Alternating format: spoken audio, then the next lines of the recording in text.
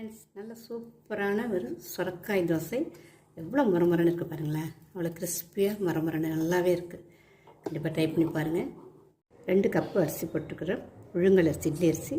2 spoon பாசிப்பருப்பு. இது ரெண்டுத்தையும் ஒன்றா போட்டுட்டு 2 மணி நேரம் நீங்கள் ஊற வச்சுக்கிங்க. அரிசி ஊறிடுச்சு.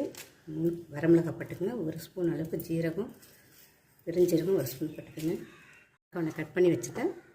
இந்த அரிசி கூட போட்டு பாதியாக போட்டு மிக்சியில் போட்டு நல்லா தாராளமாக ஒரு டம்ளர் தண்ணி போட்டு நைஸாக அரைச்சிக்கங்க. மஞ்சத்தூள் போட்டுக்கோங்க, உப்பு போட்டுக்கங்க 1 ஸ்பூனு. திருப்பி விட்டுக்குங்க. கேஸ் கொஞ்சம் அடக்கி வந்தீங்கன்னா நல்லாயிருக்கும். தோசை முறைன்னு நல்லாவே இருக்கும். ஃப்ரெண்ட்ஸ், நல்ல சுவையான கிறிஸ்பியான ஒரு சுரக்காய் தோசை. நல்ல இந்த வெயிலுக்கு கண்டிப்பாக ட்ரை பண்ணி பாருங்கள். ரொம்ப சூப்பருங்க. பாருங்கள் எவ்வளோ முறைன்னு இருக்குது பாருங்கள். கிறிஸ்பியாக இருக்கும் பாருங்கள். அப்படி மரம்